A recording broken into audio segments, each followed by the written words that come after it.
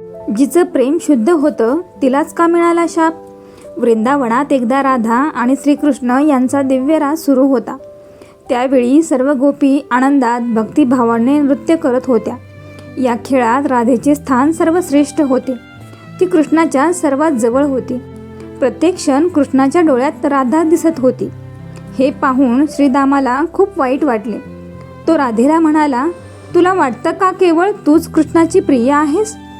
तू अहंकाराने भरली आहेस.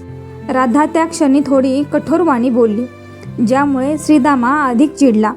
त्याने संतप्त होऊन राधेला शाप दिला, तू 100 वर्षे कृष्णापासून दूर राहशील. तुझं हे प्रेम अपूर्णच राहील. राधेला तो शाप ऐकून खूप दुःख झालं, पण तिने तो शाप स्वीकारला, कारण ती कृष्णाच्या आज्ञेपेक्षा मोठं काहीच मानत नव्हती. शापामुळे राधा पृथ्वीवर मानव रूपात जन्मली. ती एक अत्यंत सुंदर पण साधी स्त्री होती. तिच्या मनात मात्र कृष्णावरील प्रेम अगदी त्याच तीव्रतेने होतं. कृष्णही पृथ्वीवर अवतरले, पण राजकारण, धर्मसंस्था, कुरुक्षेत्र आणि श्रीमद भागवत गीतेच्या कार्यात गुंतले. राधा आणि कृष्णाचं शरीराने मिलन झालं नाही, पण त्यांच्या आत्म्याचं एकरूप होणं कुणीही थांबवू शकलं नाही.